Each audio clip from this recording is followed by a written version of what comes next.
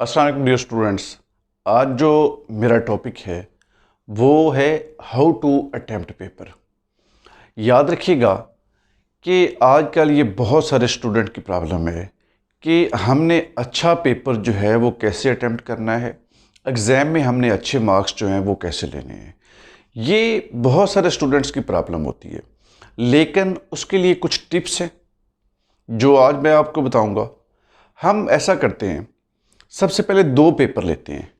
उन दोनों पेपर्स के अंदर हमने नोट करना है कि क्या ऐसी प्रॉब्लम्स हैं कि एक स्टूडेंट होता है, उसको जो है वो हर चीज़ प्रिपेयर भी होती है, लेकिन इसके बावजूद वो अच्छे मार्क्स नहीं ले पाता। तो ये आज हम देखते हैं। यहाँ पे हम दो स्टूडेंट्स को लेते हैं। एक है ए का पेपर, दूसरा पेपर है बी का। अब बी का पेपर ये हमने किया, ए जो है ये 20 में से 20 ले रहा है। ए 20 में से बी ले रहा है और जो बी है ये 10 ले रहा है 20 में से। हालांकि तैयारी दोनों की एक जैसी है, लेकिन इसके बावजूद ए जो है वो फुल नंबर ले रहा है, बी जो है वो हाफ नंबर ले रहा है। तो इसको आज हम डिस्कस करेंगे। सबसे पहले याद रखिएगा, ए का जो पेपर है इसमें खुशखती है, यानी कि हैंड राइटिंग जो है ये बहुत ज़्यादा मैटर करती है। अगर सपोज करें आपके टोटल 10 पेपर हैं और 10 पेपर में से 50 क्वेश्चन है, हैंड राइटिंग जो है हर सवाल के अंदर 2 नंबर जो है उसका फ़र्क ज़रूर रखती है। इस तरह हम 50 को 2 से ज़रब दें, 50 सवाल हो तो ये बात जो है 100 मार्क्स तक चली जाती है। उसके बाद दूसरी चीज़ यहाँ पे आपने याद रखनी है कि जो फुल बटा फुल नंबर ले रहा होता है वो कभी भी लाइन नहीं छोड़ता। हमने अक्सर पेपर देखा है कि स्टूडेंट्स क्या करते हैं, एक यहाँ पर किया, ये सेंटर वाली लाइन छोड़ दी, उसके बाद फिर यहाँ से शुरू कर लिया। ऐसा कभी भी नहीं करना है। इसके बाद जो तीसरी चीज़ है वो ये है कि आपकी जो प्रैक्टिस है, प्रैक्टिस आपके पेन से, आपकी बॉल पॉइंट से, कोशिश करें कि आप हमेशा जो है वो पेन से पेपर अटेम्प्ट करें। अब पेपर जो आप अटेम्प्ट कर रहे हैं, यहाँ पे आपने बात याद रखनी है कि जो सवाल भी आपने करने हैं एक ही पेन के साथ आपने एक्सरसाइज करनी है। जैसे डिफरेंट कंपनीज के हैं, हीरो का है पेन है, उसके बाद और कंपनीज है, पेलिकानो है। तो आपने जो पेन इस्तेमाल किया है एग्जाम में भी उसी पेन को इस्तेमाल करना है। अगर बॉल पॉइंट एक इस्तेमाल किए तो जो एग्जाम है उसमें भी वही बॉल पॉइंट होनी चाहिए।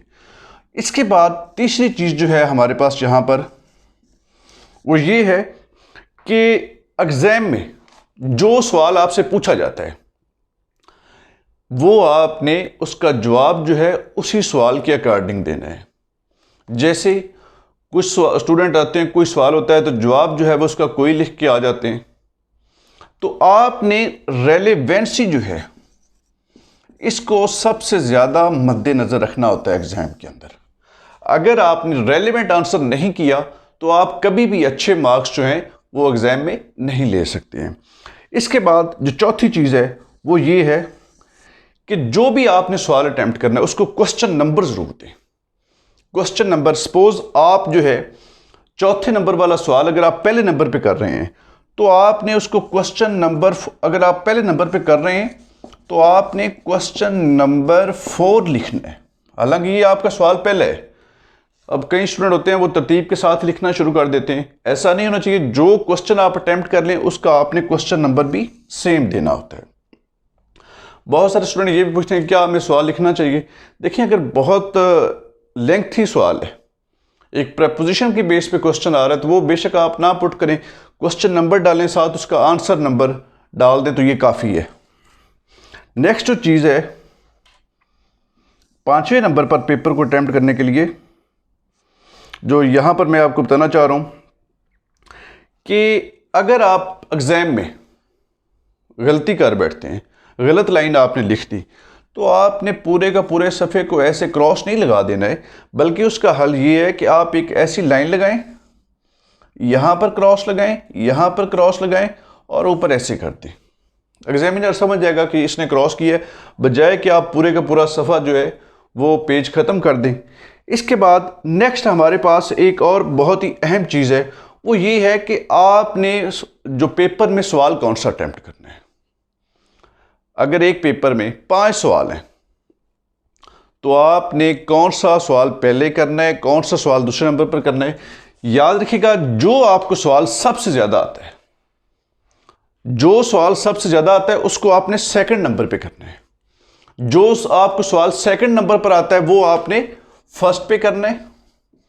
जो आपको सवाल सेकंड नंबर पे आ रहा है उसको फर्स्ट पे, मैं फिर इसको रिपीट कर रहा हूँ। और जो आता है आपको सबसे पहले नंबर पे, आप समझिए इसमें आप जो है वो 20 में से 20 ले सकते हैं, तो वो आपने दूसरे नंबर पे करना है।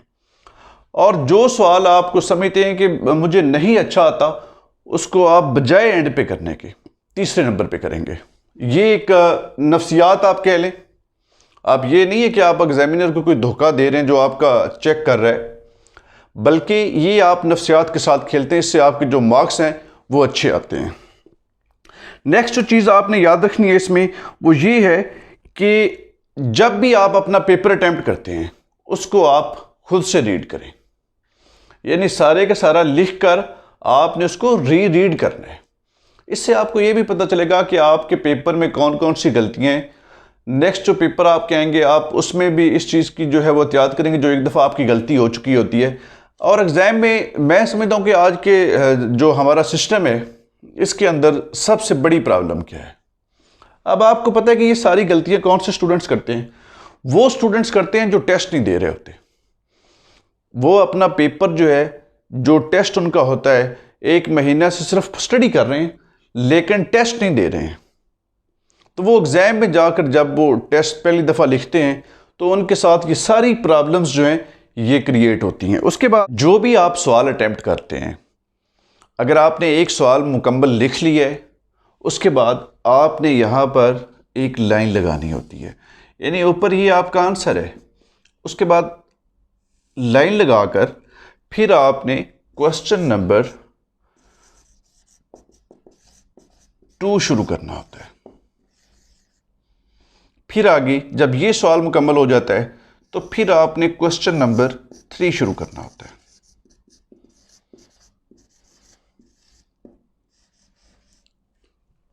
फिर इस पॉइंट के बाद जो आपने नेक्स्ट बात मद्देनज़र रखनी है कि आपने जो है वो एग्जामिनर को ऐसा पेपर बना के पेश करना है जिससे वो समझे कि ये स्टूडेंट जो है बहुत मेहनत करके, इसकी बहुत ज़्यादा प्रैक्टिस है। आपके जो स्पेलिंग्स हैं वो करेक्ट होने चाहिए। अगर आपकी स्पेलिंग मिस्टेक होगी तो इससे जो एग्जामिनर पर अफेक्ट है वो तासर जो है वो अच्छा नहीं पड़ेगा। इसलिए आपने जो स्पेलिंग की मिस्टेक हैं या ग्रामेटिकली मिस्टेक हैं उनको आपने दूर करना है। उस पर आप काम कर सकते हैं। अगर आपकी प्रैक्टिस बार बार की है, बार बार लिखते हैं, तो अल्टीमेट आप जो है वो अच्छे मार्क्स हासिल कर सकते हैं।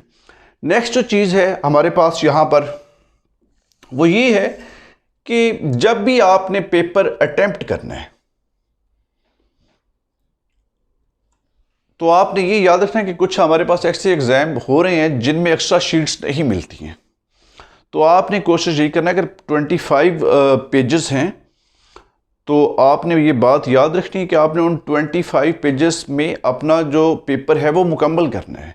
ये ना हो कि आप कहें कि हमें अब एक्स्ट्रा शीट चाहिए, तो ऐसा भी नहीं होना चाहिए, क्योंकि इससे ये होता है कि आपके बहुत सारे सवालात जो हैं वो मिस हो जाते हैं। फिर नेक्स्ट आता है कि टाइम मैनेजमेंट। अगर आपके पास 3 घंटे का टाइम है और इन 3 घंटों में आपके पास सवालात आ गए हैं 10, तो कोशिश करनी है ये नहीं कि आप पहले क्वेश्चन को है वो 40 मिनट दे लें, फिर दूसरे को आप 60 मिनट दे लें, तो इस तरह आपके बहुत सारे जो सवालात हैं वो स्किप हो जाते हैं, क्योंकि हर सवाल के जो नंबर होते हैं वो इक्वल होते हैं। इसलिए आपने सारे के सारे सवालात अटैम्प्ट करने। जो सवाल आप जो है वो छोड़ जाते हैं उसके आपको मार्क्स जो हैं वो मिल ही नहीं सकते हैं। इसलिए जो सवालात होते हैं ये आपने एग्ज़ाम में अपने एक टाइम टेबल जो आपने बनाया होता है, और वो टाइम टेबल आपका मैनेज तभी हो सकता है जब आप बार बार सवालात को लिखते हैं और उसके आप टेस्ट देते हैं। फिर इसके बाद जो नेक्स्ट चीज़ हमारे पास आती है वो ये है कि आप ये खुद से सोचें, आप अपने माइंड से ये बात जो है सोचें कि क्या मैं अच्छे नंबर ले सकता हूँ और कैसे ले सकता हूँ। क्योंकि जो भी प्रॉब्लम्स होती हैं वो आपको सबसे ज़्यादा पता होती हैं कि मेरे अंदर इस वक्त जो है वो क्या प्रॉब्लम्स हैं, क्यों मेरे मार्क्स जो हैं वो अच्छे नहीं आ रहे। तो ये सवाल जो है ये नहीं कि आपने यहाँ पर ये सवालात जो हैं खुद से पूछने हैं। खुद से पूछें कि मेरे नंबर अच्छे क्यों नहीं आ रहे, और आपको इन सारी चीज़ों का पता भी चल जाएगा। फिर आपने जो बात याद रखनी है वो ये है कि मार्कर का इस्तेमाल करना चाहिए या नहीं करना चाहिए। तो मार्कर का इस्तेमाल जो है वो ज़रूर करना चाहिए। आपने जब भी कोई हेडिंग दी है उसको हाईलाइट करें। हेडिंग के नीचे अब लाइन भी आप लगा सकते हैं, ऊपर आप जो है वो हेडिंग दे के इसके बाद आप जो है वो अपने पॉइंट्स जो हैं वो शुरू कर लें। फिर इसके बाद एग्ज़ाम के लिए जो सबसे बेस्ट है टेक्निक, ये आपने याद रखनी है। इस टेक्निक को आपने जो है वो हमेशा साथ साथ लेके चलना है, और वो ये है कि आपने जब भी कोई सवाल अटेम्प्ट करना है